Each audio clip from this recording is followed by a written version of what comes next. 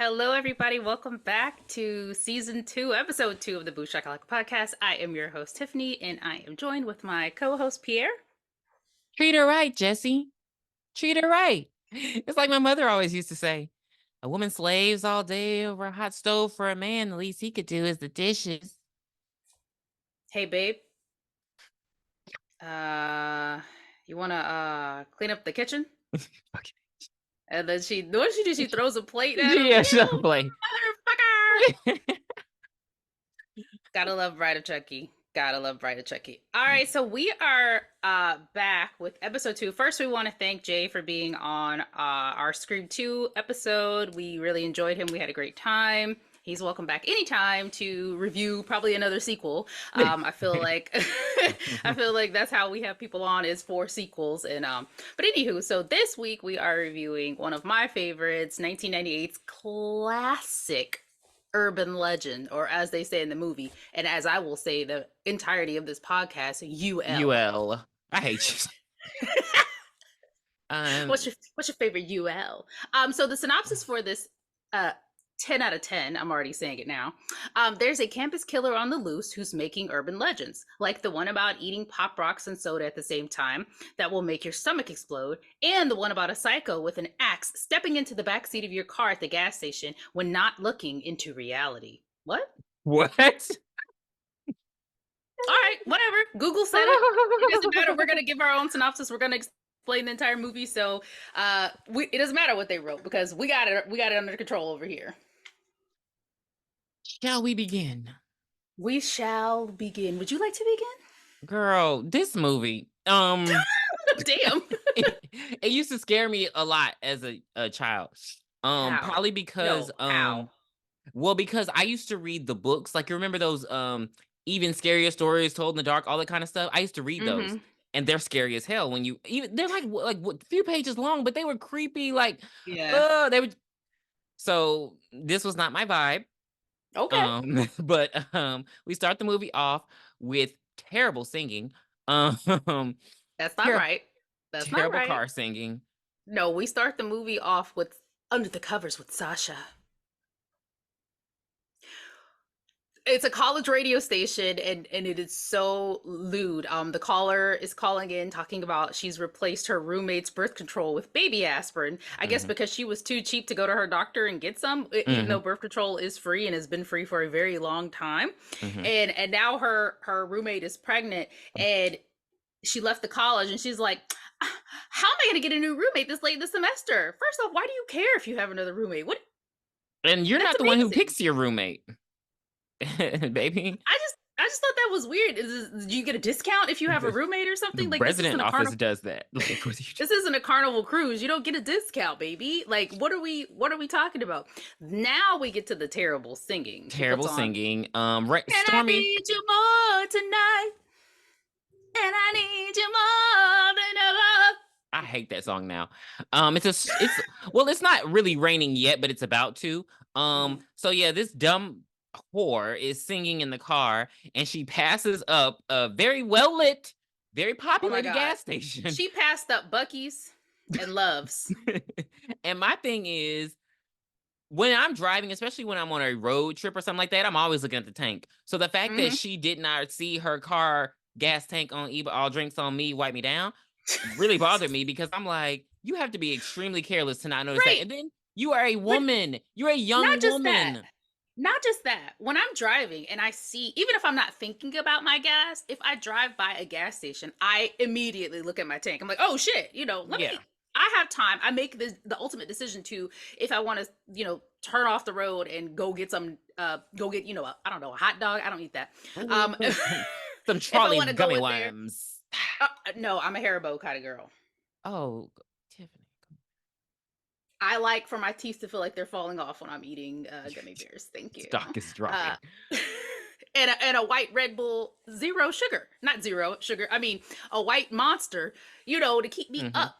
So I found it very weird that she just drove by like it was nothing. Because the song wasn't that good. So instead of stopping at the populated gas station, she goes down a couple miles and then she realizes, oh my God, oh no, fuck.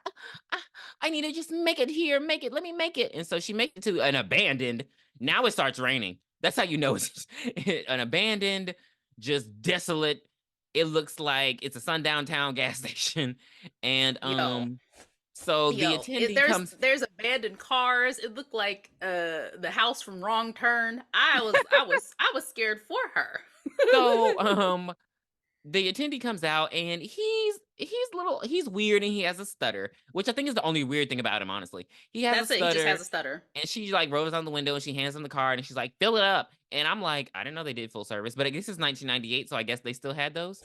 I think New Jersey still has full service Okay. gas stations too. I don't see the point at this point, but okay.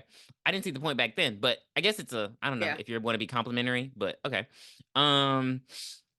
So, she rolls down the window, she gives him the card, he fills up the tank, and he just like starts looking all weird, and then he takes the card and he runs inside. Then he comes back out, and she's just like being, I don't know, stuck up college girl. Because I mean, he's really the only thing weird about him is his stutter. And if you've ever been around people with stutters, you just let him finish it. I don't even rush him. Like, just go ahead. I'm not gonna finish the sentence for you. And he's obviously uncomfortable because it is storming. Yeah, he's having to do this in the storming rain. So personally, I would have been like, we closing it, okay? That's just me. Showed up. But she had enough gas. She had at least 8 miles left. Wait a minute. First off, why did her light come on when her ticker got under the E? How many miles do you have under the E? It's a little I would have just busted a U and went to the one that I just saw because there was no guarantee she was going to see another one. I'm just thinking of, I've driven, to Mississippi from Texas, and I'm just like, there's no guarantee during this. When you get to them trees, there's no guarantee that you're going to see anything. Hell, I ran out of gas going to Hattiesburg. I mean, so I know what you... You were being careless. That is ridiculous. Going up all those hills, my gas tank, I guess my gas went to the bank. Then it went to the front. Then it went to the bank. And then it stopped on Highway 49. Luckily, I had a cell phone, but oh my God. And it was like over there by, what's in the middle? Trees. Deer. Isn't there like a pecan station? Yeah. Over there. I hate you. And so he runs out and he's like, basically he's trying to tell her that the credit card company is on the phone. She like, what? All right. And she's like having this big old, like, she's like, she's very conflicted about it. I mean, girl, if your card decline. In our day, if the card declines, it just says it declines. Cell phone company ain't calling, baby.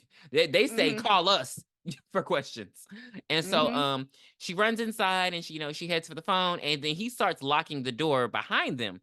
And she goes to the phone and it's a dial tone. And she just starts freaking out. And so I actually looked this up. So it's not a dial tone. It's the you know that one? Yes. What's that? What's that then? Because to me, I would have just assumed they hung up. No, so it is called off the hook tone. Okay. Which makes so much sense. So much sense. And so she starts freaking out immediately. And so she brought pepper spray with her. And so he walks over and he just tries to like say something to her. And then she starts running out. She's trying to get out. She's like, let me out. And then he's like, he goes up to her and he tries to say something again. But he has a stutter. It takes, it's like starting up an engine.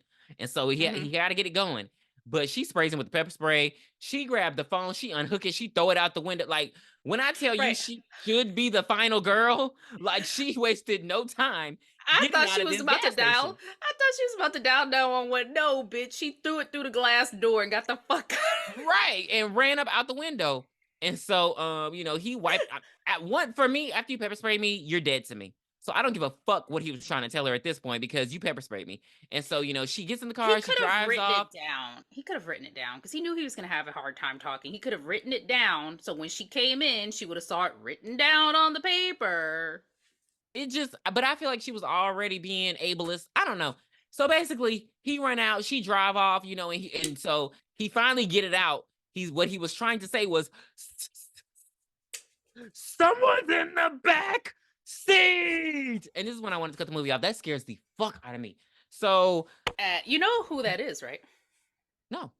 Oh, is that? Don't say it. Hold on. Is that Chucky? It No. is. Oh, it is? Okay. Mr. Brad Dourif. He looks different with his long hair versus his very long hair versus his short hair. Because they had a lot of horror movie cameos in this, and we'll get into that later. They but did. So basically, and then she turned the music back on. The fact that the radio was still playing this, it better be a CD. Because the radio don't just play no song. And so she crying, she's trying to calm herself down, so she's singing the song. Here come the person in the back seat. And it's like a very hold on, let me do it. New York style winter coat. And so what you're realizing is when he was pumping the gas, he saw the person in the back seat. Why the fuck you didn't know there was somebody back there? I don't know. Because this person has been with you for a very long time. Now, right. Ever since that movie, I always look in the back seat. Right. Always. Since I read High Beams, I looked in the back seat. Don't play with me. And so this is where the movie takes a turn for me and start pissing me off versus scaring me. Because the axe murderer manages to stand up, and like by the time she turns around and swings the axe, boom, she's gone. She's driving the car while this is happening. Are you not in fear for your life? Because she kills, like she decapitates her immediately with the axe. So I'm like, yeah, baby, the car was driving. Yes, you would only get her when she was like, the foot was on the brake already, or the car was in park. The car would have needed to be in park. Like literally when she stopped at the gas station, why did she give her all that time to do all that beeping? As soon as she stopped and pulled into that gas station, put the car in park, head off. Well, my thing is, how is the killer gonna get home? I don't know. It was just a lot because the way it was framed, they had a lot of good shots in the movie, but the shots didn't make sense when you look at the movie. Because I mean, the shot of the blood and everything coming out the glass, that's great. But the car, how did she stop the car? Did she put it in park to get killed? Yeah. So I don't know. It's unbelievable. Like, can you hear me? Yeah, I can hear you perfectly. Oh, okay.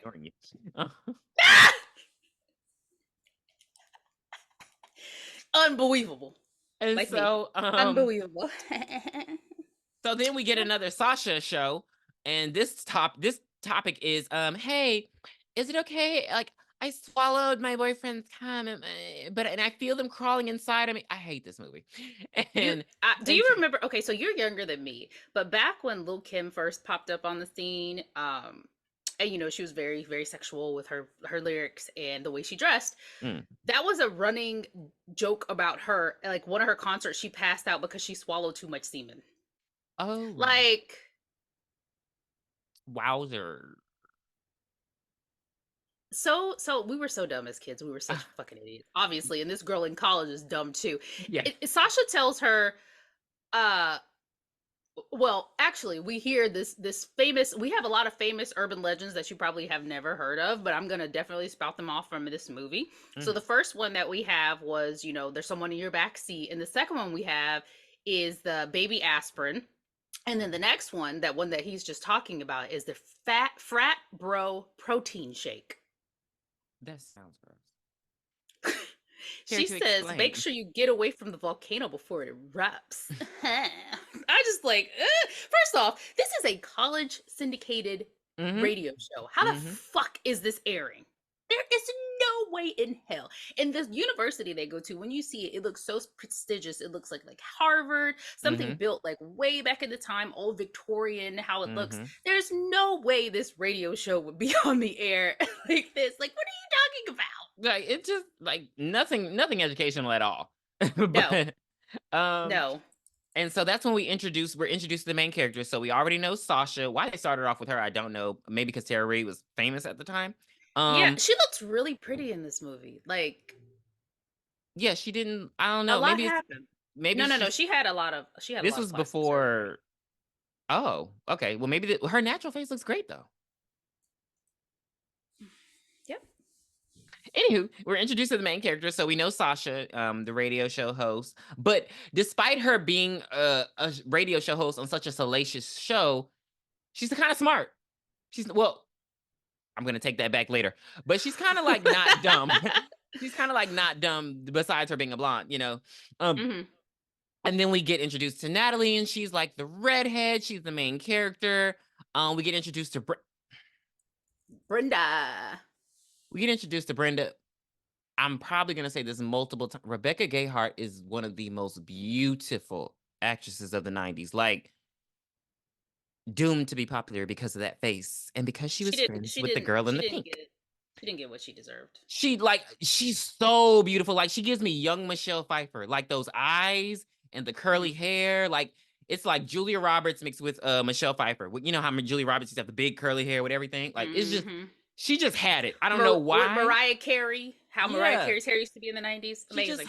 You know, if you want to ever watch a music video with what I think are the most beautiful women to ever have been in a music video together, I know you're never going to guess it, but if you ever get a chance, look up Heavy D's Nothing But Love For You. Remember that song? Really? I got nothing but love for you, baby. Really? So Cynthia from Real Housewives is in it. Mm-hmm.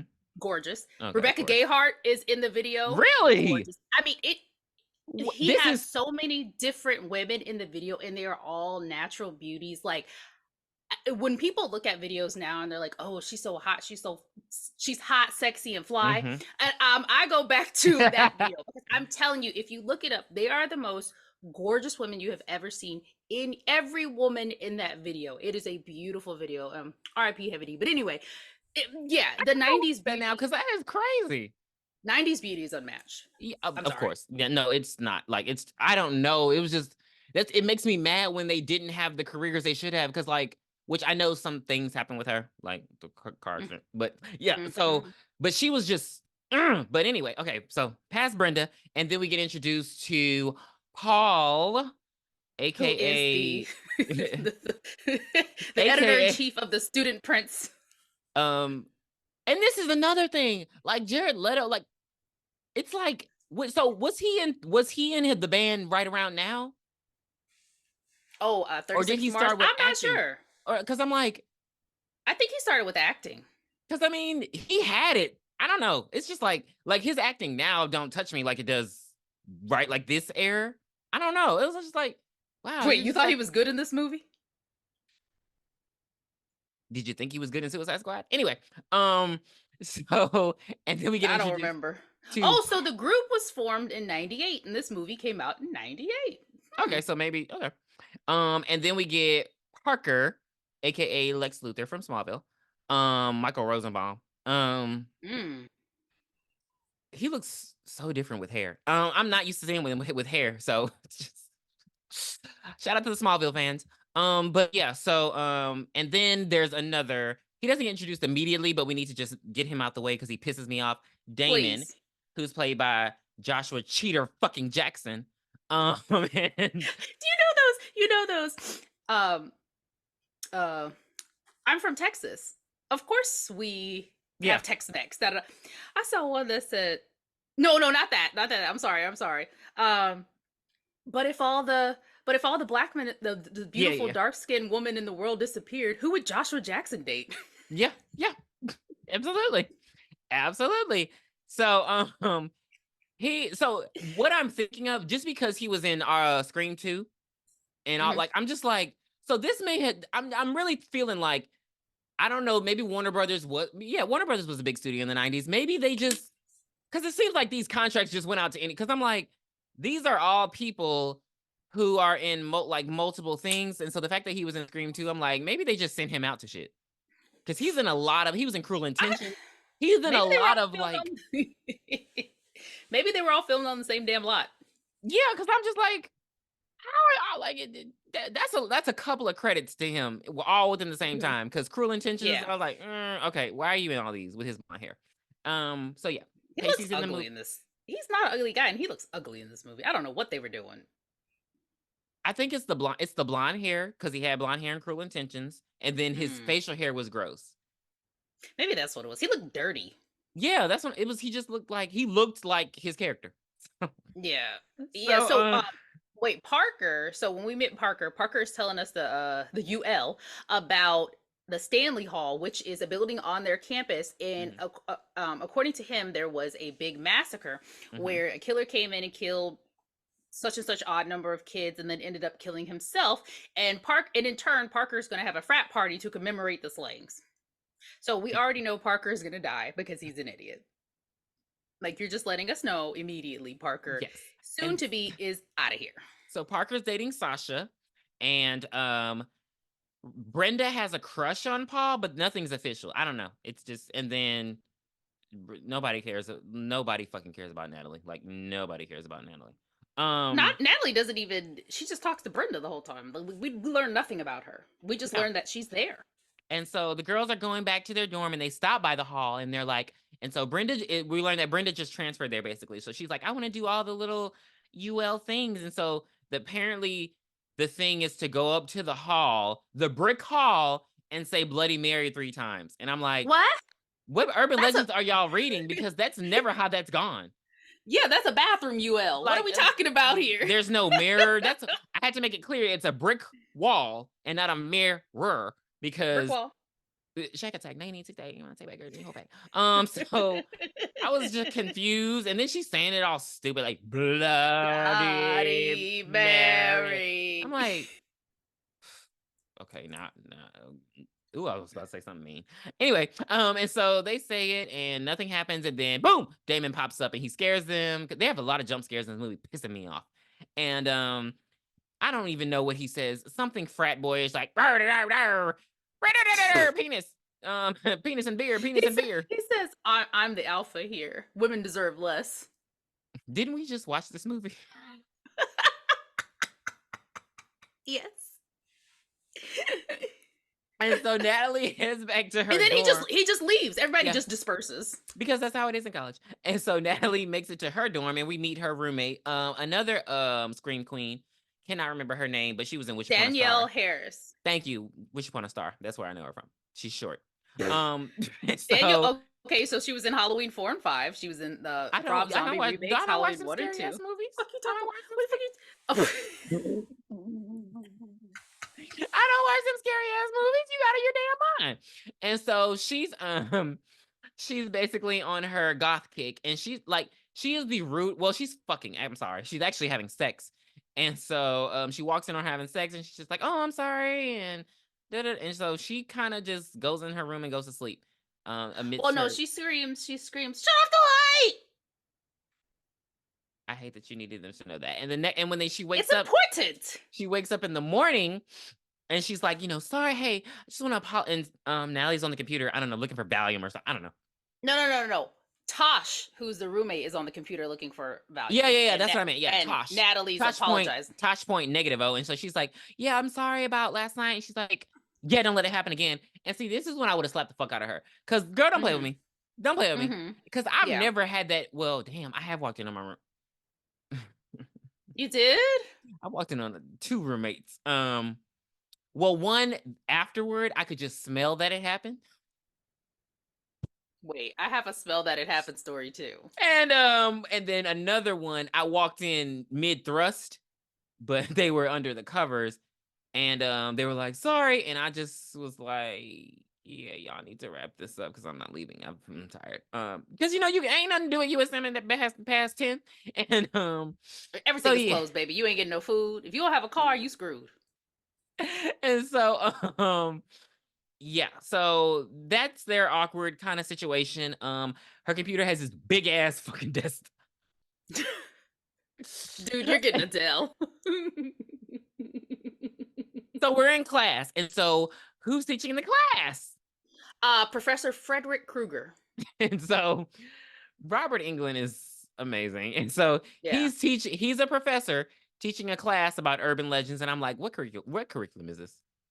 Right, how is this still happening? Oh, he calls it folklore or something like that. I wish the fuck they would offer some bullshit like that. I'm not paying for that. Like, come on now. Not when there's even scarier stories told in the dark at the library. No. I'm not paying for that. I was a Fear Street girl, but I did like scary stories to tell in the dark too. You are getting another movie, by the way. Don't know if you know. It's gonna be based on it's gonna be based on something. It's like I saw it, Prom Queen. Yeah. It's gonna be based on I don't recall liking that one, but whatever. You're gonna get over it, goosebumps, girl. And so during the class, the girls are like talking, and so and they're basically like, not really, this stuff isn't real. And so he calls Brenda up and he's like, oh, so you don't think it's real? So eat these Pop Rocks. And she has to define what Pop Rocks are and shit. I'm like, and then he makes her drink. What the hell was it? That was not no Coke, not no blue can. But he was like, it was Coke Blue. he's like, okay, now drink this Coca-Cola. And so in the midst of him trying to like scare her, Damon starts choking. And he like starts like it was gross because it starts coming out of his mouth and he's on the floor and everybody's like, get the police. So there was a blue Coke sold in the 1970s. And I'm glad it never happened again. And so he wakes up and it's like, oh, it's a prank. So then that's when you reveal that Damon is like, he's into urban legends and he's a huge prankster and he doesn't mind like scaring people to death. And yeah, he's fucking gross. I don't care about him. And then he spits up like the grossest. Green is my favorite color, but that green that he spits up, I wanted to yarf. It looked so gross. Like it was not good. I wasn't with it. So the next scene we see the crew finds out about Michelle Mancini, who was the girl that was in the Sprinter van and got her head cut off earlier in the movie. So Paul's Pulitzer-winning article that he wrote about Michelle dying and the dean and the hold on. So Paul tells them about it through his story. Through his paper. And everybody like can't believe it. Natalie is really shaken up about it. So we're like, Natalie, why is this affecting you so much? And then Paul sees the dean and the incomparable Reese, played by Miss Loretta Devine. And they're snatching all the papers up. And the dean, of course, is British. What is going on? Okay, I'm so glad because this is like the fourth movie, Tiffany, where somebody in charge is British, and I need to know what's going on. Like, is it because it's the best actor, or is it because they're trying to make the college look prestigious, so it has to be a British person? Because why? Well, they said that we're stupid, so. So there you are. And they're like oddly angry. They're like, you don't know that happened, and the gas station. No, you need to use your accent. You don't know that happened, and they've arrested the gas station attendee. And I'm just like, they're just really mad for no reason. I'm like, God damn, it's just. But okay, so yeah, Paul is Gail Weathers at this point. And so they snatch him up, and they're like, and Loretta, you better not be telling them stories. This is the wait, what's the school they go to? UL High? I don't know. Rockin' that USA High. I used to love that show. I don't know. I just know they're in New England. That's all I know. Okay, so basically their school was nominated as one of the safest campuses in Reese said, and it's gonna stay that way. She hits him with a neck roll and walks the fuck off. It gave me Jax from Mortal Kombat Annihilation. Like, get out of here with that black shit. So the kid, like, the group is like talking about the murder, but like, they're basically like, trying to not believe Paul. Basically, it just seems like they're coming off with all these theories. And this Natalie's is their just fountain, their fountain and scream scene. Yeah. And Natalie's not saying a damn word. Like, she just in the sunken place. And well, Damon mentions that he is going to be gone out of town because he's going to Killington to go skiing, and I'm like, what is Killington? I didn't look it up, but it sounds scary. So he's going to be out of here. Yeah, of course, like you said, nobody believes what's going on, and Brenda is really like, did any of you know Michelle Mancini? And everybody's collectively like, no. And then, like you said, she looks over at Natalie. She's like, hey, space cadet, is anything going on in that brain of yours? Did you know Michelle Mancini? And Natalie's like, oh, no, I didn't know her either. And Brenda's like, okay. And we're like, what's going on? And so I feel like I'm gonna get these out of order, but I'm gonna just say it anyway. I got you. I feel like Natalie goes back to her dorm, or does she? She catches a ride from Damon. Okay. So no. Okay, so she catches the ride from Damon, and so that's when you get the Dawson's Creek reference. Did you catch that? When he turns on the car and it's do do do do do, and then she like laughs. Yeah. So that was the that was their nod to him being on Dawson's Creek, which I think that's the only time I've seen that happen in a movie that he's in. But I know it happened in Scary Movie, shut up. But yeah, so that was their little, Easter egg for Dawson's Creek. And so they go off and they go to this clearing in the woods. forest. I don't know Just why to chat. people, that's not sexy. I'm not like, I don't want to fuck in the forest. That is scary. Like, I love scary movies, but I don't want to be scared to turn me on. There's so many other things that you could do. Yeah, so they're talking and he's trying to flirt, but It's terrible. I don't know. It's just, I don't know. It just was, it was very, very awkward. And it was almost like, are you trying to date her? Or are you trying to piss her off? Because it was just very like, hey, I'm going to whip it out for you. Yeah, he tells her that a story about how his girlfriend's dead. Like, what are you doing? Yeah, like how she, and that pissed me off. He's like, yeah, she died, but suck my cock. And it was just like, and so she punches him in the face. As she should. And he was like, she's like, take me back. And he's like, all right, I gotta go take a piss. And I'm like, how far are y'all? Take me back now. So he goes and pees, and while he's peeing, he gets snatched up by the killer. And so she's just in the car and she hears like rustling and everything. And so she gets out the fucking car and goes to look for him. Why? I don't excuse me. Why? I don't know. And so that's when she sees the killer and she's like, and so every time you scream, it makes no noise. Are you serious? And I don't know what's wrong with you. And like, you heard that, right? Yes. What did you hear come out of my mouth? Pootie Tang when he was on the mic. Do it again. And I'm gonna leave it in, and then you can hear it when it come back. When you listen back to the episode. Just like your my Gail Weathers. Your Gail Weathers. Oh my god.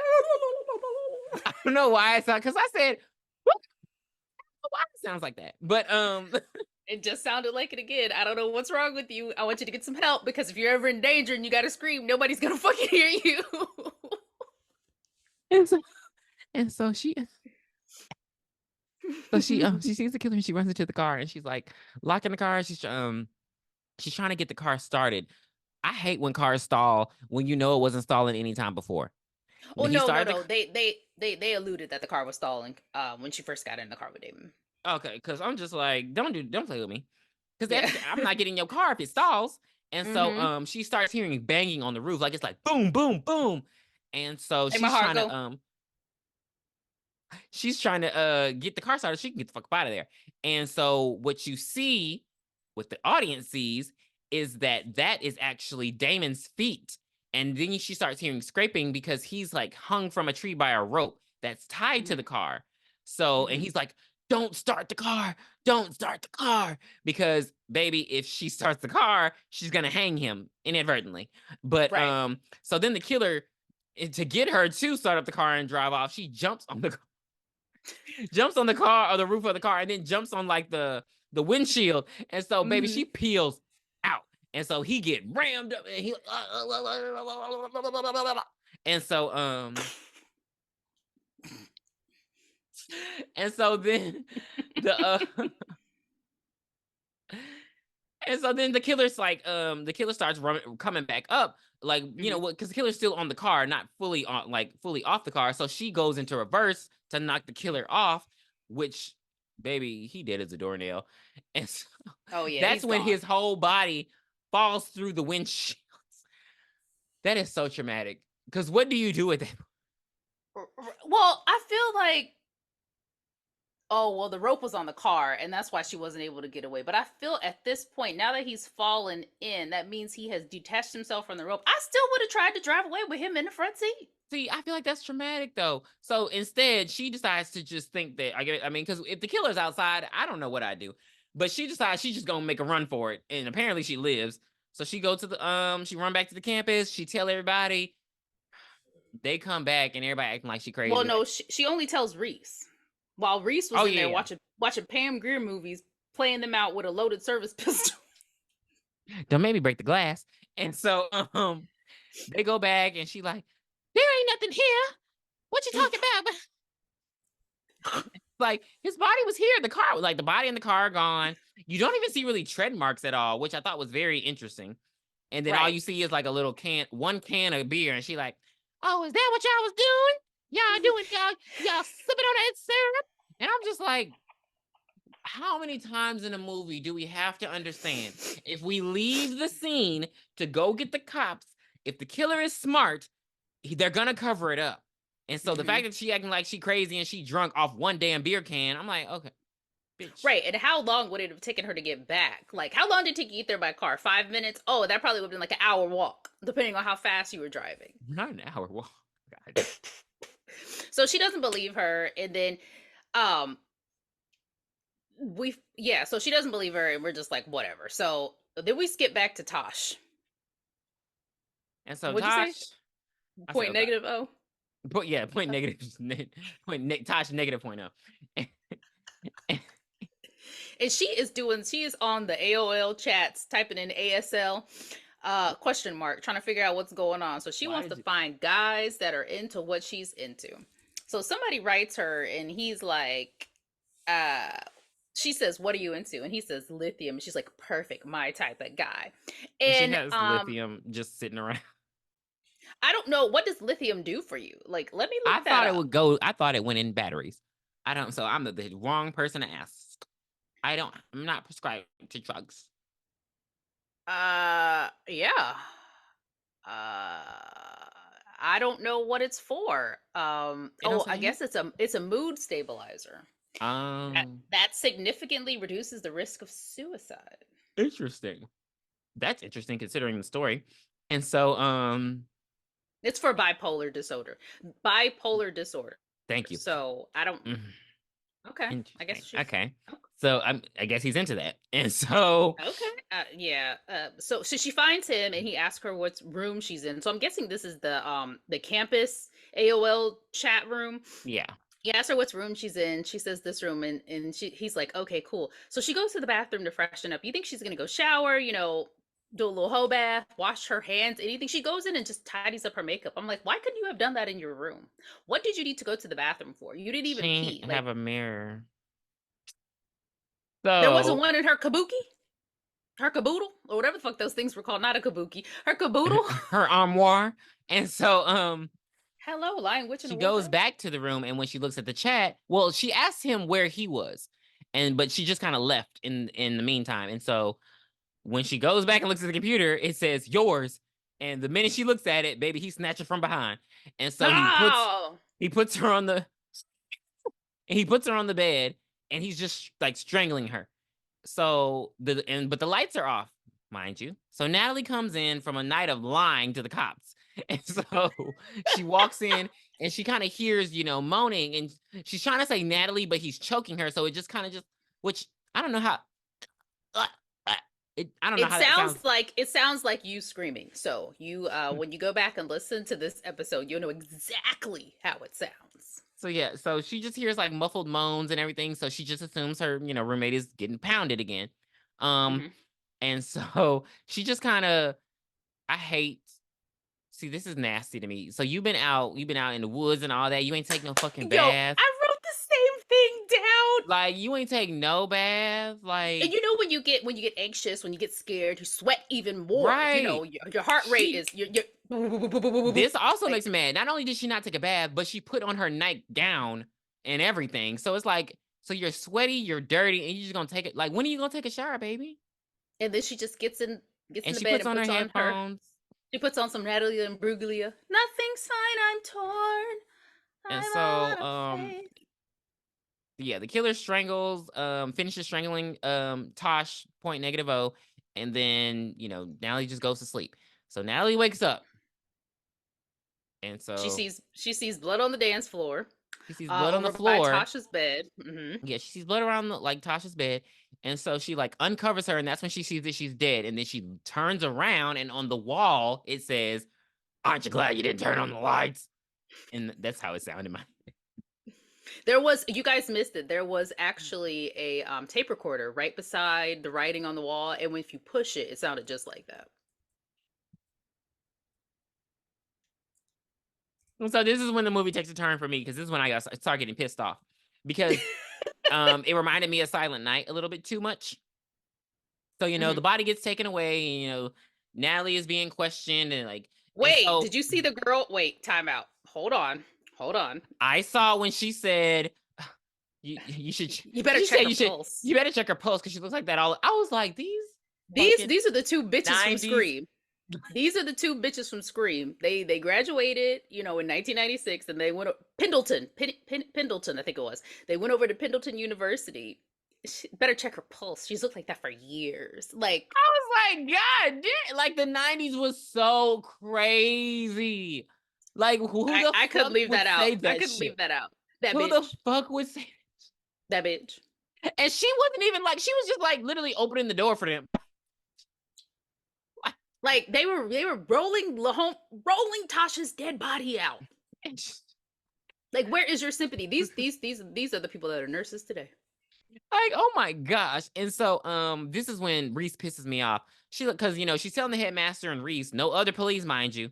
No other police. Where are the other police? Like, in this prestigious, like, usually colleges, if you have like a contract with the police department, whereas if they call to get help, of course they go to the campus police first, and if it's something that needs to be escalated, it's going to go to the city's police. And why didn't that happen? I was so mad. And so the questioning was pissing me off, because it's like a British professor asking dumb questions like, so you didn't actually say anything, did you? So no one was out there, and chip chip perry. And Reese is I want a roasted chicken. Yes. And Reese is like, so you mean to tell me you didn't hear anything? You didn't see anything? They're trying so hard to cover shit up, and they're like, it looks like a textbook suicide. And she's like, no, it wasn't no fucking suicide. Like, girl, somebody was in the room. Well, you didn't see it, so we can't say. Like, it's like they're just trying to keep the school, it's very the weird. Good name. The like, school's yeah, good they're trying name. to keep the school's reputation. But I'm like, if they're murdering people, it seems like, I don't know, it just seems dangerous. And it reminded me of Silent Night, when the guy, the sheriff didn't want to let the FBI know that people in town were being murdered. And I'm like, what's the end game? You just gonna keep covering up? Because if my child dies, it's your ass. So this is when we get to Gail Weathers and Paul Weathers. And so Paul does some digging into Michelle. And so he finds her yearbook photo. And so in finding her yearbook photo, he finds out that her and Natalie were both cheerleaders, sluts. Cheerleaders kick. And so yeah. And so you never seen Sugar and Spice? And so, long ago. So long ago. And so don't they start investigating now? Paul and Natalie? Yeah. This because well, kinda. This is when he basically confronts her, and he's like, hey, I know, that. So they try to go and so he kind of interrogates her first, and she's just like, I'm a redhead in the 90s. What do you mean? What are you doing? You're a jerk. No, you don't understand. Yeah, we went to school together, but we haven't talked in years. It's just like, girl, shut the fuck up and tell them the story. Like, it's so dumb. She doesn't tell him the story. She doesn't tell him the story, but she's dumb. And so they go to Professor Wexler's office to find out the scoop and all this dumb shit. Yeah, they see because basically they're in the library, and the weird janitor, they can't find the article they need because it's from 1973, because they're trying to find the article to the massacre. They're trying to piece shit together. And so the janitor is like, they can't find it. They can, yeah, some people call it a sling blade, call it a Carly blade. You shouldn't have done that. He's just a boy. And so that was so weird for no reason. No reason at all. No sir, reason, guys. Like, you're not even like he literally isn't even reason. He doesn't he really looks like the kind of guy that the kind of girls like them would like. Honestly, he looks like a typical goth guy, I don't know, rager. That's probably who Tosh was sleeping with. Yeah, farm party kind of guy. And so that's why they go to Professor Wexler's office. And so in going to his office, they find a secret room. And so in the room, you see a coat that the killer was wearing. Well, Mhm. I hate you. A parka. Which they don't know that the killer wears a parka. So why they were freaked out about the parka, I don't understand. But they do see No, the axe. Natalie. No. Because remember, Natalie saw it in the woods. Yeah. Yeah, So yeah. And then and okay. they see an axe, And they and see an axe, a clean axe. But it's they see the axe and they're like, beautiful. he's the killer. And so of course he's walking in. So they like close the door and they try to they hear footsteps and they think he's gone. And so they come out Mhm. and he's standing behind the door. That's if the Like shit. this. That scared the shit out of me because it's Freddy Krueger and he already looks some type of way. Even Don't when do he's Robert not Englund. when Don't do he's him. he do like that hair, he just be looking like he just got a grumpy face. I don't know. And No, he so doesn't. yes, he No, does. he doesn't. No, he That's doesn't. how he be looking. So no, so he brings them to the dean's office, and of course Reese is there, and the dean asks Professor Rexler to please excuse himself out of the room along with Reese, and he confronts Natalie in front of Paul for some Mm-hmm. odd reason, and Mm-hmm. talks about her personal file and that she's on probation for reckless endangerment. And I was like, well, it was only for a year. Mm-hmm. And he's just like airing her out in front of Paul, and I'm like, why are you doing this? Like, Yeah. I feel this like that's doesn't some sort of seem breach, right. honestly. Hello. And then Paul gets fired, and That was he's like, hilarious. how am I gonna get a career without any works of art? And I'm like, without any works of journalism. I'm like, what are we talking? You already wrote the article about the girl getting her head cut off. I would use that. But I mean, I maybe hits his freshman. I don't like. You've been on the paper for 4 years. You should have written at least a bunch. I worked on the student paper. Granted, I was in photography, but I had a lot of photos in the damn paper.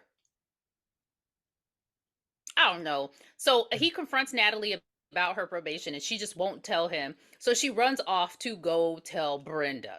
And This Brenda part was so is stupid. right. Brenda is like doing laps.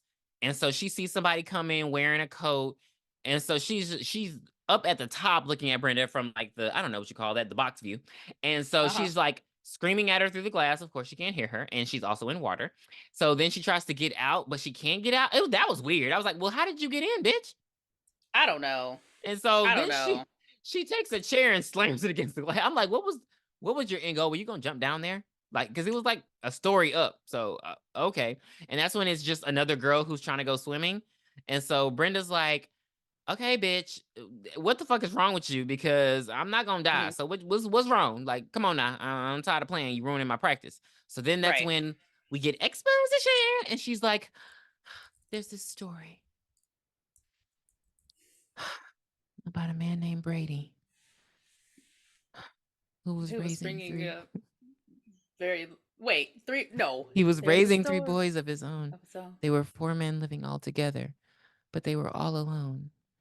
till the one day when the lady met this fellow, and they knew that it was much more than a hunch, that this group was somehow form a family. That's the way they all became the Brady Bunch. The Brady Bunch. Boom, boom, boom, the Brady Bunch. Boom, Do you remember boom, the hidden that's the cousin? way. Wasn't it like Oscar or something like that? No, it was a girl. I forgot her name. Oh, no, I don't remember that But shit. so yeah, so she tells her basically, this is so fucking dumb. So basically, when they were in high school, they were really into urban legends, They were and trying so to get into. Wait. Okay, tell the story, and then I'm going to tell you something funny. Okay, good. they're trying to get into the midnight club. And so they were like really into urban legends. And so there's this urban legend where you do your I'm sorry. There was like a rumor that gangs would drive by Gang initiation. without their high beams on. And so when a car would flash them, they would turn around and they would kill the person who flashed their high beams. So they were just driving on the road. And so Michelle was like, let's do that because that's a fucking good idea.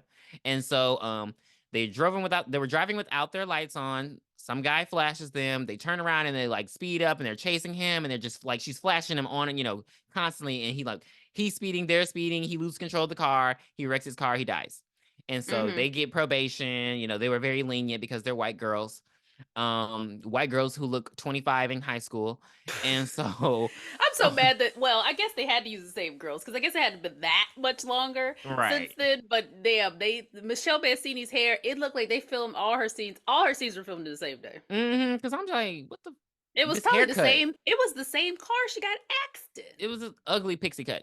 So yeah, that's basically Natalie's big bad story. And I'm like, really? So, Like, because she's like, and so her guilt is, I didn't tell her to stop. I just sat there quietly, even though I was scared. Like, okay, these the bitches got 1 year this probation. this is that 13 One Reasons Why year. bullshit. That is not something One that would have me guilty. 1 year probation. But people have gone to jail for longer for less. Hmm. But Less. this was the 90s. I don't know. And But so this is why her and Michelle aren't friends, because Michelle turned into a maniac. She was like, right. chasing after the guy, And which she, was so yeah, weird. which I wouldn't have felt guilty about that shit. I wasn't driving. And so and that's exactly what I told the fucking cops. I wasn't driving. I was shit, I don't know the hell. She was giving me a ride. Hi, officer. So Paul goes back and he's cleaning out his desk at the I don't know, the news station. Because it's a separate place from the radio station for some reason. And basically he finds the news article about the massacre. The massacre at, damn it, what's the hall called? Stanley Hall. Stanley Hall.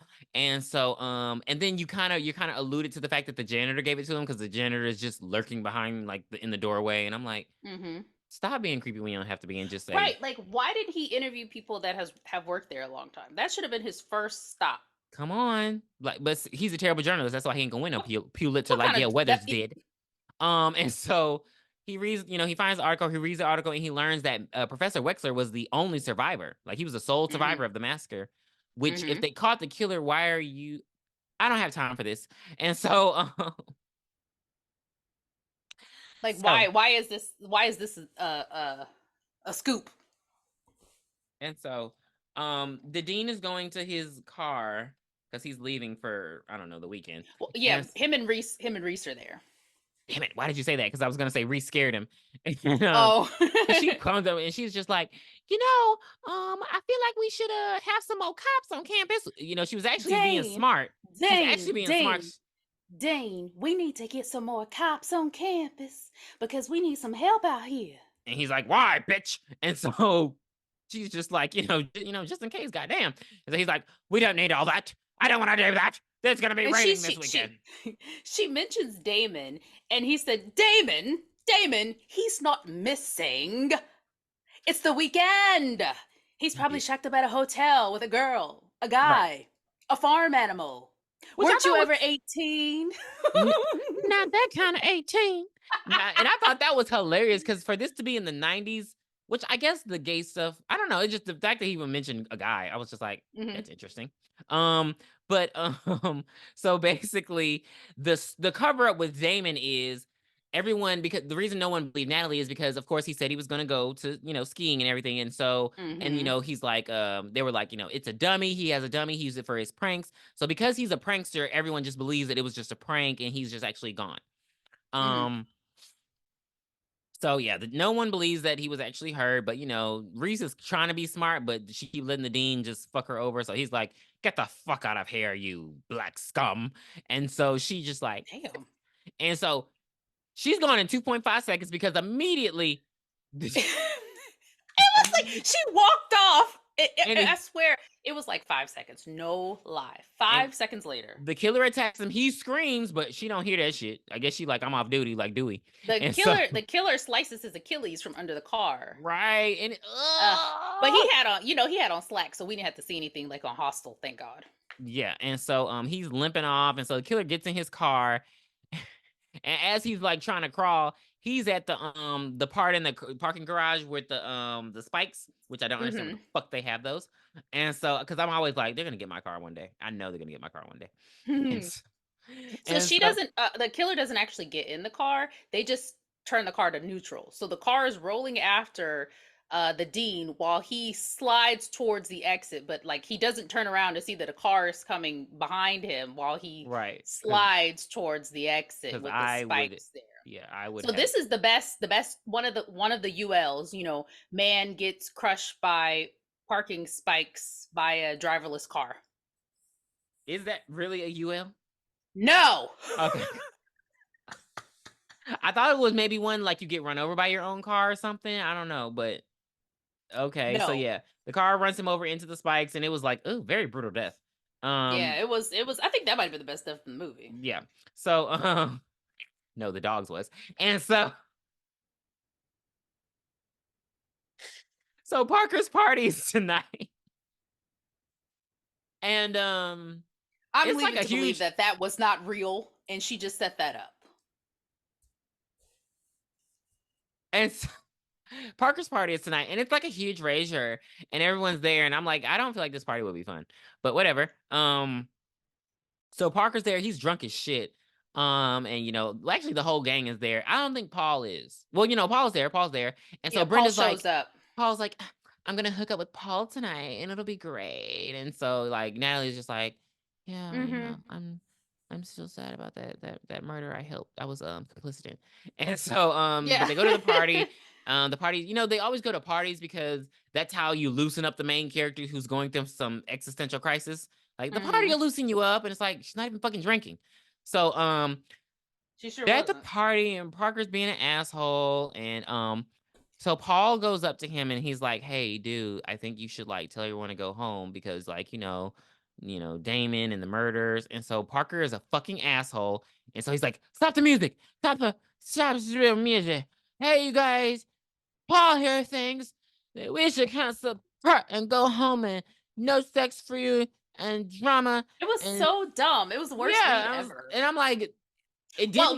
No. So he did say that he did have like one good point. He said, we have this loser here who's trying to write for the New York Post or whatever the fuck, and the National Enquirer, and he has nothing to write about. So he is the one that is creating this UL drama by actually being the killer. So it's like, okay, not a bad thing, but like the delivery was just shit. Right. And it's not even like that whole embarrass the person in front of the party thing is very high school. It just doesn't hit in college. Right. They don't care. We're trying to drink. Like, I don't give a fuck. I don't know y'all. Correct. Like, I only see y'all in the lunch hall. Get the fuck out of here. And does he live? Wait. What? Wait. Oh, never mind. I just said that. So was that the house? Okay. Because I was like, was that the common room? I caught it immediately. It was a frat house. Okay. So yeah, and then that's what I wanted to fucking say. He had his dog drinking out of the fucking beer thing. I was so mad. There's a throwaway line where he mentioned that he was gonna get the dog's nose pierced earlier in the movie. Cause I'm like, I know that's not safe for the little puppy. Like, don't do that. That pissed me off. But anyway, so Paul and Nat go. That pissed you off, but then putting him in the microwave didn't. So Paul and Nat go and talk, and they're just chatting about all that shit. Tasha's like, not Tasha. Sasha's like, this is fucking lame, and you're lame, and I'm mad because I'm dating you. But you're hot, so I'll just let it go. And so she's like, I'm gonna go to the radio station. And so he's just like, bye, my girl. That's my girl. That's my girl. They're very healthy, despite everything. They just seem very healthy. Like he's not a jerk to her, and she's not. I think she's waiting for college to end so she can leave him though. Very much so. He's childish, but he's good to her. It was just the dynamic wasn't toxic. That's what I'm trying to say. But she's going to the radio station because of course we need to hear about swallowing cum at 12 o'clock at night. And so Brenda's off getting beer. Nat and Paul are talking. For some reason, it gets romantic, and so he kisses her.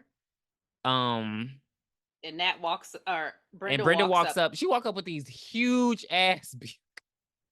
That's what made it less devastating. It's a pint. I'm like, a big old pint of beer. Brenda, who the fuck is drinking this? And she's just like, you don't waste any time, do you, Natalie? And so she should have threw the beer in her face. I thought she was. She just hands it to her very gently, and I was like, girl.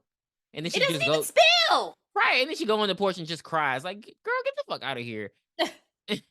And so he's like, Paul. Apparently, Paul don't even know that Brenda liked him because he's like, what the fuck was that about? And she's like, oh, I messed up. And so I'm just like, yeah. And so basically, Parker gets a phone call, and he's drunk, mind you. And so the phone call is like, you're gonna die tonight. And I was like, he's like, when he looks at the caller ID, it's from Damon. And so he's like, oh, this is the UL about, I'm babysitting kids, and you're calling from inside the house. And so he walks upstairs, and then the killer's like, no, this UL is actually about the woman who tries to dry her dog off in the microwave. And so he runs downstairs.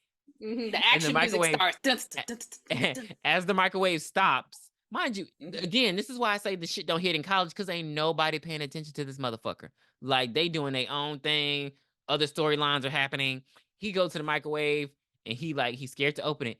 And then, boom! It's just like meat and guts and blood. Blood and gore.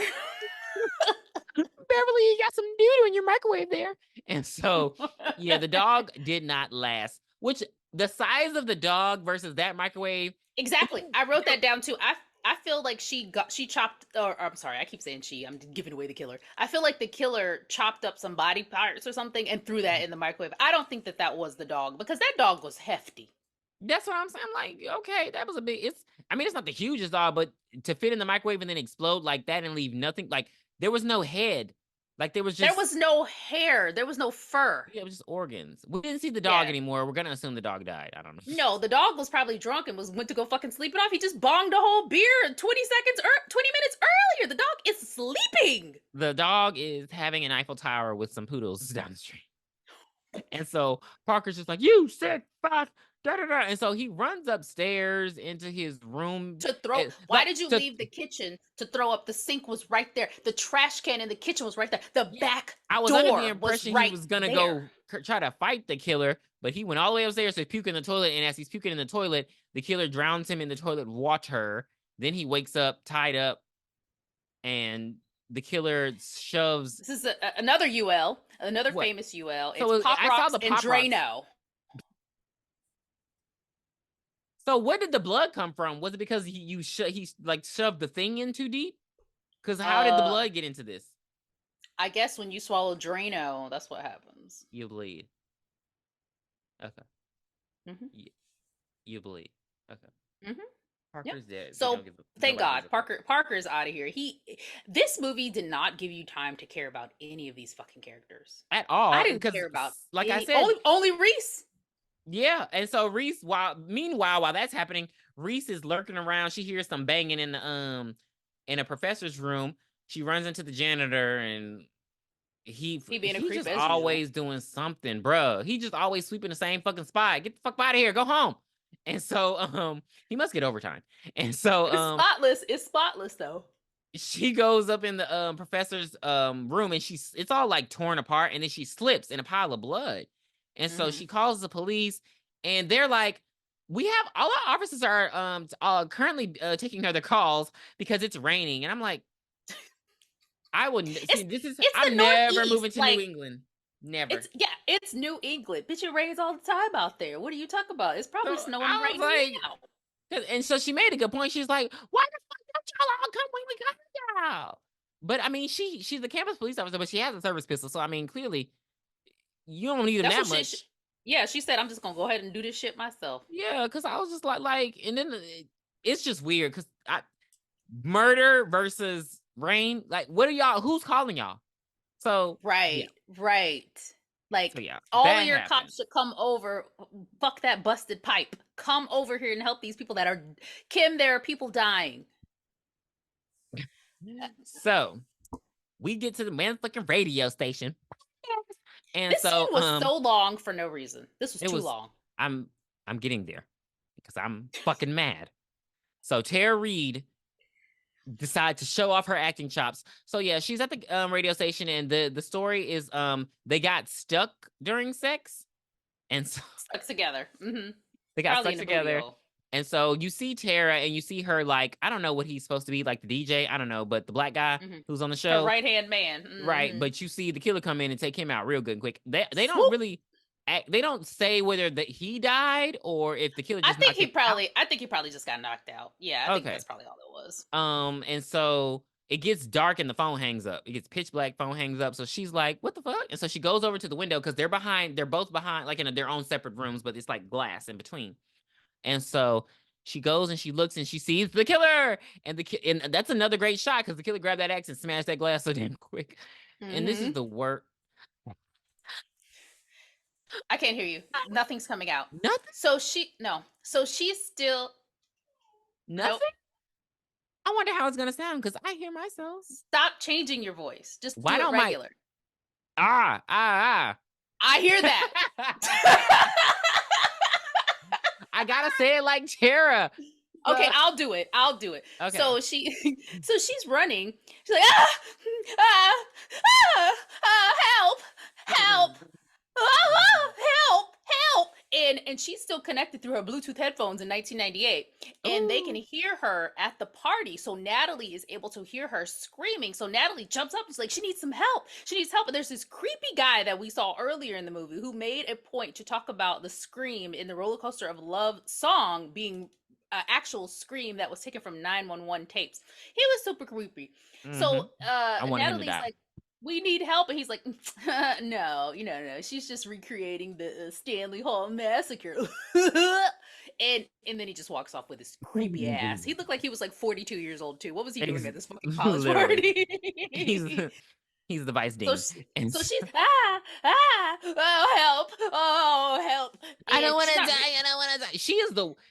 It looked like she had a good chance. I guess they were trying to make it a great chase scene. You will never get better than Helen Shivers, bitch. Don't you ever fucking try. because she was probably like one of the bigger stars in this movie Yeah, and at the so like time.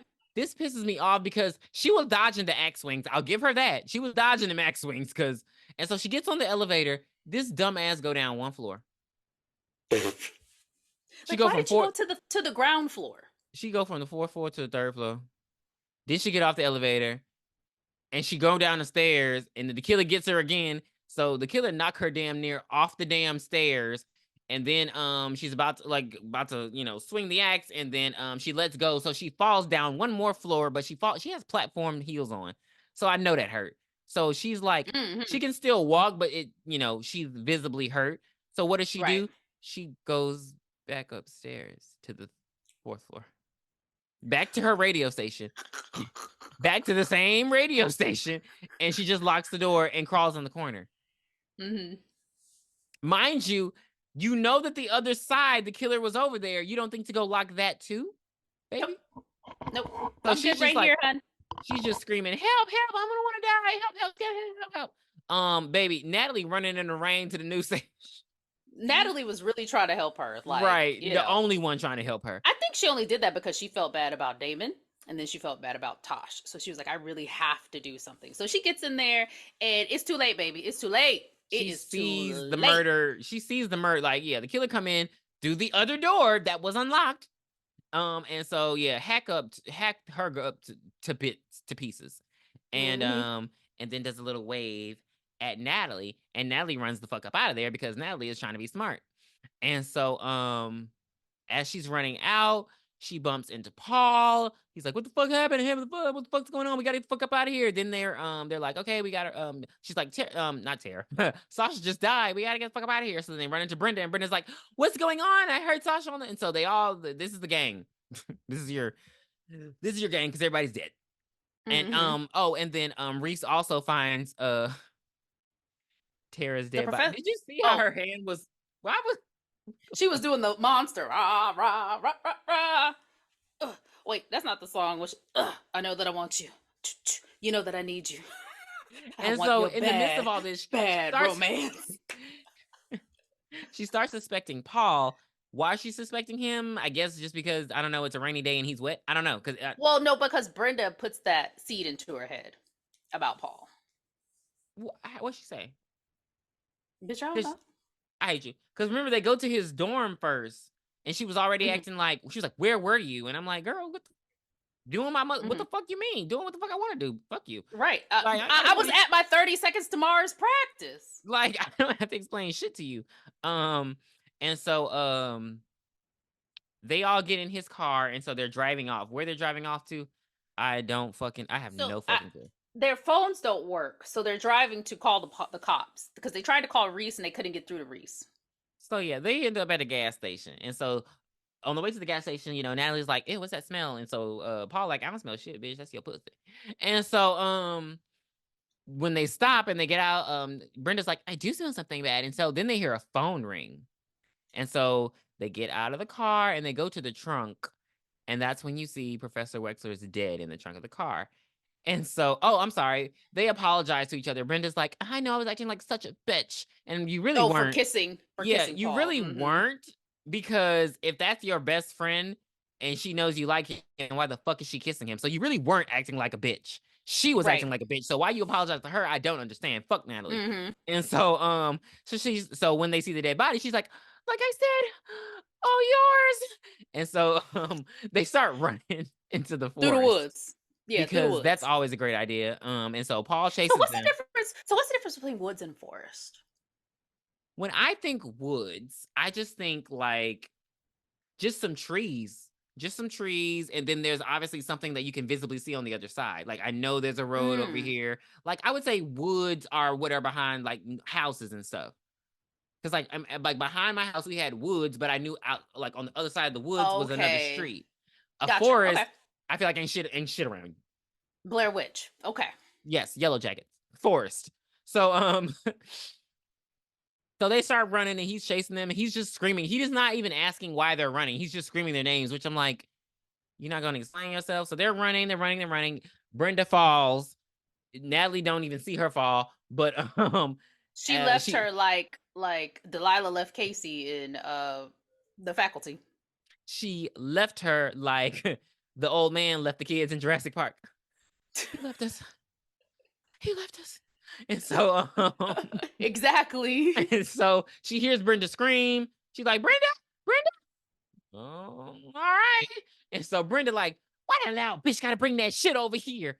Brenda! It's a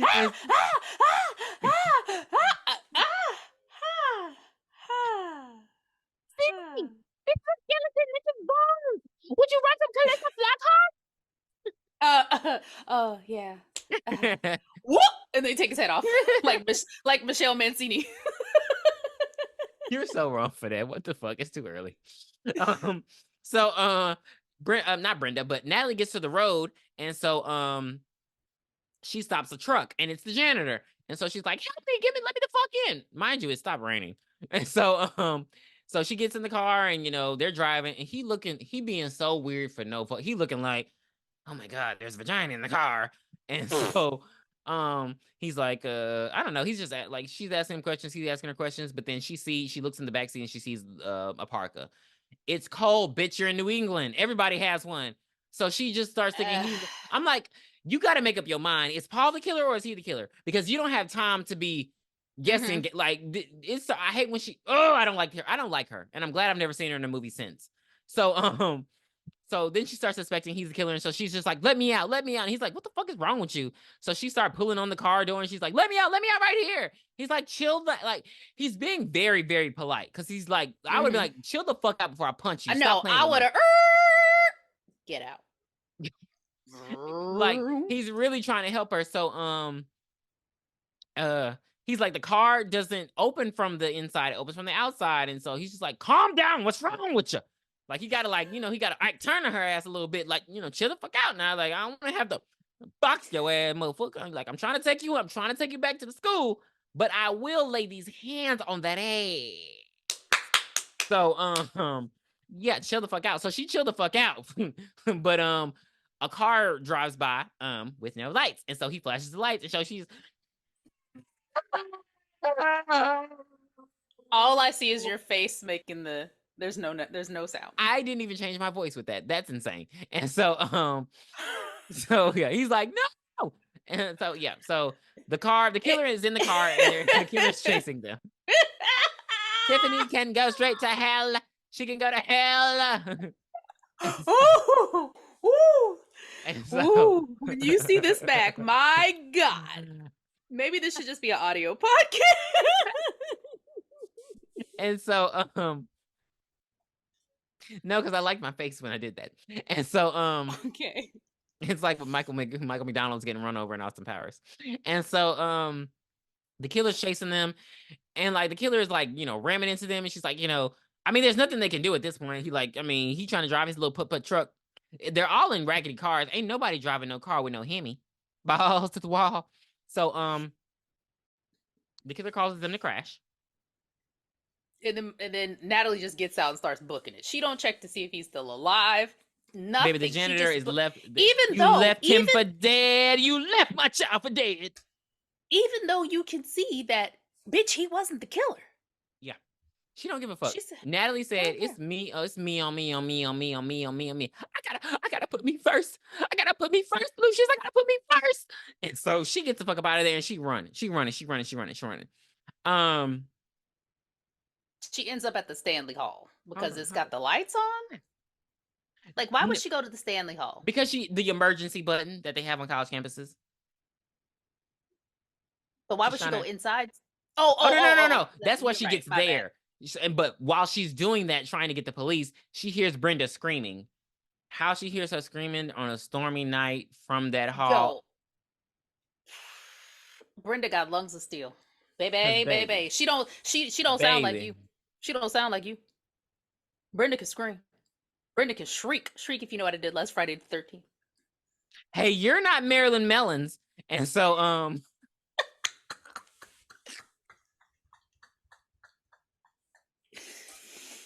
oh Lord help me. Lord help me.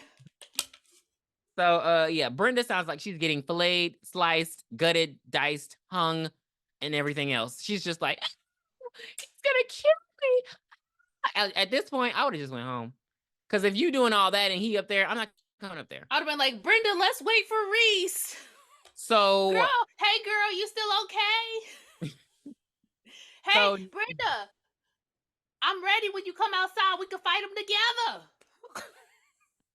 So Natalie decides to break into the hall with no weapon, no mace, no keys, no laundry detergent, no Tide Pods. She goes in. She might as well have been barefoot and naked. She's got the jacket on. She go into the hall, and so as she's walking through the hall, she continues to hear Brenda, like, Brenda, shut the fuck up.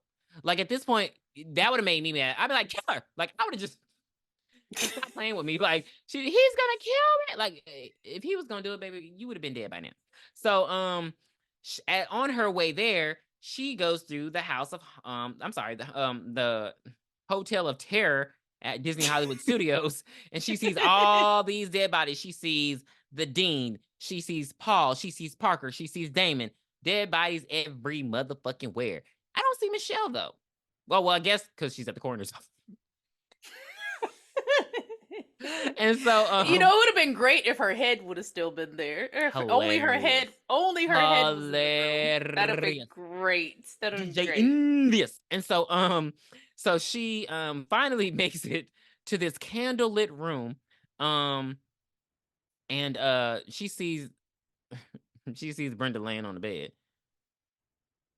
At this point, Brenda, you're dead to me, because the killer done killed everybody all this gruesome ways, and you just laying on the bed. I don't see no blood. Girl, right, I would have walked in, slapped her in the face. Bitch, get up, we gotta Brenda go. looks like a fucking Victoria's Secret model. Like, hair, girl. Wait, why did they make her hair? Well, I guess because of the rain, but like this was the biggest her hair had been the whole movie. Because Rebecca Gayheart is fucking beautiful. And so, Natalie just turns away because she can't see, she can't dare to see. She's like this.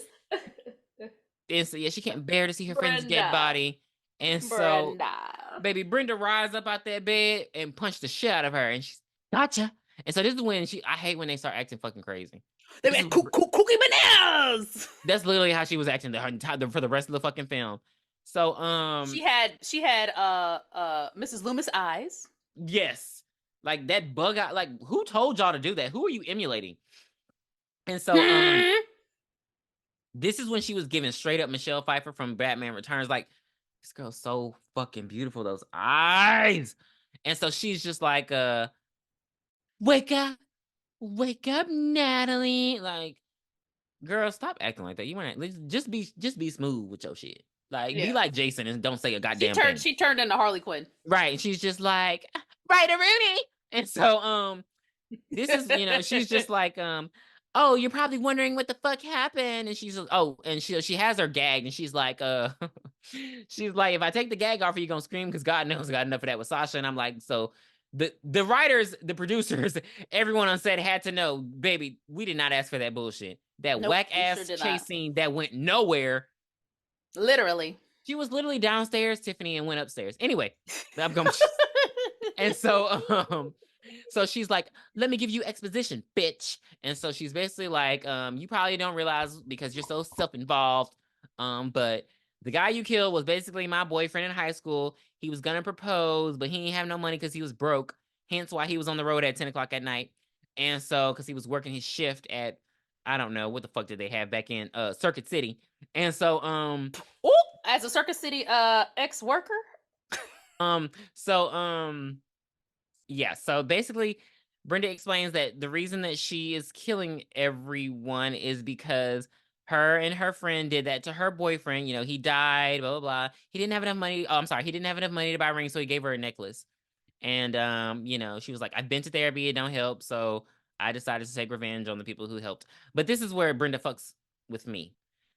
The only two people involved were Michelle and Natalie. That was Motherfucker, you done killed 20 goddamn people at this college. Because why did you kill the dean? Like, this is the bullshit I be talking about. The dean was on your side because he didn't even believe it was happening. Right. So this is like that. I know you did. I know what you did last summer. Bullshit. Like 4 motherfuckers ran you over. Why am I dying? Why are you killing the maid? Why are you killing the fisherman? Like, why are you killing these random people on your way to kill 4 people? You seem like you have issues with time management, procrastination. Mrs. Loomis. There was only 4 people she needed to kill: Gail, Dewey, Randy, Sydney. Well, you know, Mickey had to do his trial, so I'm just like, wait, stop. I just figured out something. Maybe that's why Mrs. Loomis only killed Randy, because she wanted to kill those 4. And she could only get to one of them. And Mickey did all the other killings. Okay. It makes sense. The writers knew what they were doing.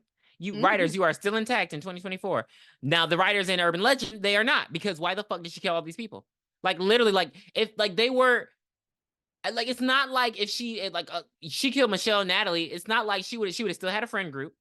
She would have had a boyfriend. Like, I don't understand her concept. Like, they didn't even know that she had done that. The only person who knew was you, because she told you, and because Paul found out himself. But the only person who knew the full story was you. So it makes no sense. It makes no sense because, bitch, I didn't have nothing to do with it. And not only that, I would have probably stopped being her friend had she told me that. That's why she didn't tell me that. So it was just very odd that she. It was. I agree. Them. But yeah, so she's going psycho, and she's just like, and now, so that was her thing. You killed my boyfriend based on an urban legend, so I'm gonna kill you and all your friends with urban legends. And I'm like, the UL here is the kidney heist, and we all know about the kidney heist, where you go out and you wake up in a tub of water and your kidney has been taken to be sold on the black market. Tub of ice. So a tub of ice. I'm sorry. Yes. So Natalie. That's why I always look at my drink. Natalie's tied up on the bed, and Brenda is stabbing her in her stomach, and then here comes Reese. Freeze, sucker!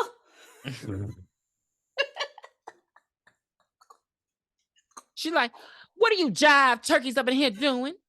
You one crazy old hag, girlfriend. I'm Foxy Cleopatra, and I'm a whole lot of woman. So she's like, Shazam! And so she tells her to get on she's like, yeah. Why did we do that on Silent Night? She's like, yeah, so you get on the wall. You said put him in the paddy wagon. You're gonna go to hell for that. What is wrong with you? Why did you say that? So you jive turkey, put your hands up, you crazy bitch. And then she immediately gets knocked out.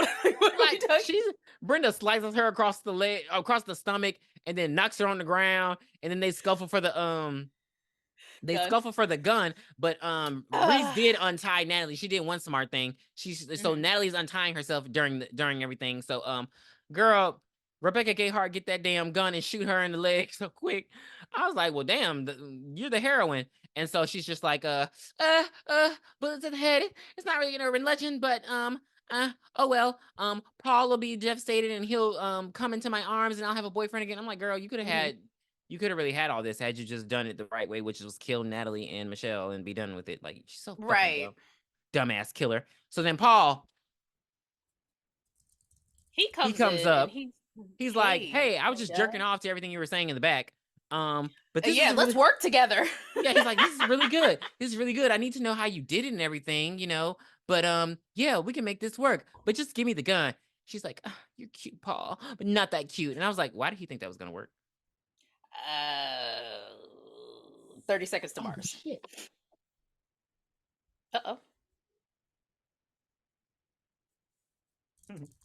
So if I tell you, so if I tell you, if I were to tell you that my eggs just exploded,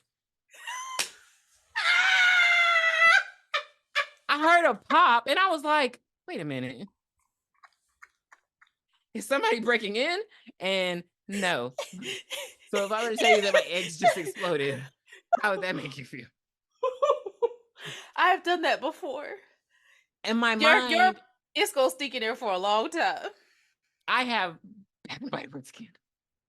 Oh my God. Like, it's only one of them blew up, but they're everywhere. I thought I had it low enough to where it wouldn't have done that. But anyway, Would you like me to leave this in? you can, yes. Because I heard it through my phones because I can hear like ambient noises, and I was like, "The fuck went pop?" But it wasn't the killer. It's good. So yeah, I just gotta reboil eggs. Excellent. Damn it! I wanted to take a nap. But anyway, so Brenda's about to shoot them, but then remember Reese had another gun, so she had her fancy one, but then she had another gun, so she shoots Brenda, and then the gun fell, and then Natalie grabbed the gun. Oh yeah, that's right. She shot.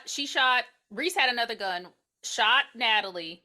Reese had another gun, shot Brenda, and then Natalie picked up the gun. You're correct. And then Brenda did that? Can't hear anything. So nope. So Brenda went.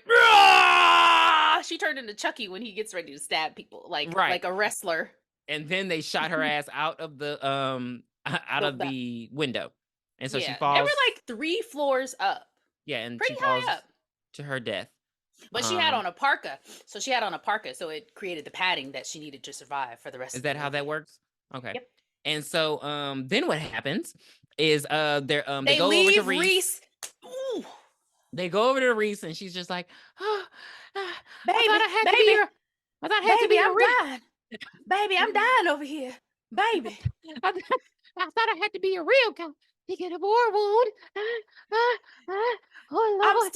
I'm still a whole lot of woman. Dream girls. And so boys will make you happy. Yeah. Give them rage, give them emotion. And so so they leave her there. Where are they driving to, Tiffany? Like where would they have to go? I'm guessing the police station. Like, but they already said the paramedics were on the way to Reese. You know, another thing that I'm thinking about, when they were in the car and they found that cell phone in the back, why didn't they take it? Dumb decisions made by final girls. And so I don't know where they're driving to at this point, because they say the paramedics are on their way to Reese. She'll be fine. However, where are y'all going? And so they're driving off. And so here comes. I guess they just said they got to get the fuck out of here. Here comes Paul's stupid ass. Well, if this is a urban legend, then where's the twist?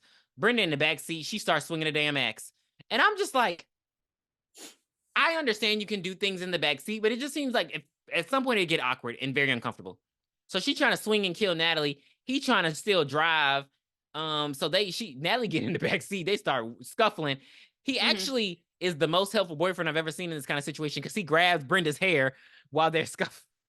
And so they're about to hit a bridge, and so baby he slammed on the brakes. Brenda go through the windshield into the water, and so we're just left to assume she's dead. And just like Ben Willis. And my thing is, how is she a superhuman? Because how you get shot, all this stuff, and you still like flying through a windshield like that would kill a regular like come on now. So anyway, it was really weird. Yeah, they hug it out, and yeah. So then we're at the end of the movie, and it's basically a guy was telling this whole story. And so he's like, well, basically, they never found Brenda's body because of all the rain and the water that night. They never found the body. There was no body. And so everybody's like, that's bullshit. It's not a real story. That's just something they tell to the new kids. And so like, they're just blowing him off. And so he's like, does anybody believe me? And this girl is like, I do, but you told it wrong. And so the camera pans, and it's fucking Brenda. And she's like, so this is how the story really goes. And then the movie ends. Credits. And I get pissed. I get very pissed. Like, so I don't like movies like that. Like, I need the killer to die, and I need it to be definitive. Like, come on. Yeah, it was like this movie was just a little too jokey at the ending. They could have just left it like that at the ending, or they could all the way where somebody was like, here's what really happens. anybody but Brenda. Mm-hmm. Like it could have been Paul, or it could have been Natalie saying it, or the janitor and he was still alive. Or Reese. Well, let me tell you something, Sugar Plum. I can give you the real scoop. You said Shazam. That's what she said. Hands up, gold member. It's payback time. So I have culminated all 14 urban legends used in this movie. I want you to tell me which one was your favorite. So we have someone in the back seat. Mm-hmm. 1. Number 2, baby aspirin as birth control. Number 3, frat bro protein shake. Mm-hmm. Number 4, Bloody Mary at Stanley Hall. Mm-hmm. Number 5, Pop Rocks and Coke. Mm-hmm. Number 6, hanging by car. 7, high beams challenge. 8, man ran over parking lot spikes by driverless car. 9, the old lady that drives her wet dog in the microwave. 10, Pop Rocks and Drano. 11, stuck together during sex. 12, the kidney heist. 13, bullet to the head. Or 14, the urban legend of Brenda. The backseat one, just because that one still scares me to this day. I always check the backseat before I get in the car. I don't have time. I don't stop playing with me. Right. I don't put things in my backseat just so I know, bitch, ain't shit back here. So shit shouldn't be back here. Maybe a bottle of Febreze, but that's about it. Like you're not gonna get me. You're not gonna get me. No. Okay. Got you. My favorite urban legend, my favorite UL from this movie is man ran over by parking lot spikes by driverless car. I hate you so much. So for 1998's urban legend, I definitely am going to give it an 8.5 out of 10. It lost that 1.5 because of stupid ending and then the stupid decisions made by our title characters, but I thoroughly enjoyed this movie. It was a blast from the past for me. I had a lot of fun watching it. I love this one, and I actually really enjoyed the second one too. Even the second one was like pure comedy. Is Brenda in it? No, but Shazam is. Fuck you. I will give it a solid 8. They did have a black character. 2. Well, they had 2 black characters. I'll give it a solid 8 just because Sasha, that I feel like that could have been a great chase scene. Y'all you'll never get better than Helen Shivers. I'm sorry. So yeah, but yeah. So and then the dumb ending. So yeah, it's a solid 8. It's good, but it did I could not watch this when I was little. It was scary, and even the subject matter was scary. I'll give it an 8. It's an 8 for me. It's not bad. I still it's a good 90s horror movie with all your famous stars. Jared Leto looked really good in this movie. He looks better with short hair, oddly. And younger. But yeah. Well, it was 1998. I'm just saying. Okay. All right. Well, that will do it for episode 2 of season 2 of Booshakalaka Podcast. That was Urban Legend, released in 1998. Please be sure to follow us on Twitter X at Booshakalakapod, and send in your requests there as well. Or you can email us at booshakalakapodcast@gmail.com. Again, send requests there. Send your ratings, send your reviews. You can find us on Spotify and Apple Podcasts and YouTube sometimes. So that will do it. I had a great time. Thanks for joining me. Yes, this was a good one. So what will we be reviewing next week? It's your turn. I thought we had a suggestion. Suggestions aren't done immediately. Oh, I thought we did them the minute they requested. Okay, well, do you want to get nasty with it? Because I got one for you. We're going to get straight hood? You know how I like it. Straight hood. Straight hood. So, and I wrestled with this a bit. We will be doing Brelem Levatunch Tash. Or as they say in France, Bride of Chucky. Because it's about to be Valentine's Day. Barbie, eat your heart out. Yeah, it's about to be Valentine's Day, so let's do Bride of Chucky. Color me your color, baby. Now is this for a wet dream? Oh no, that was Nightmare on Elm Street. Women can't live with them. Period. That wasn't that movie, but it is a Chucky quote. Thank you so much for that. Yes, I cannot wait to see you, Katherine Heigl. This movie was my rebirth, and I will be explaining that the next podcast.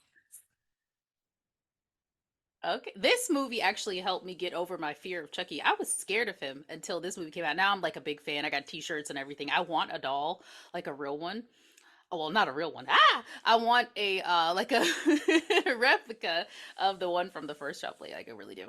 But anyway, so come back next week while we review Bride of Chucky. Mm-hmm. Thanks for See you casting. then. Yeah. Bye.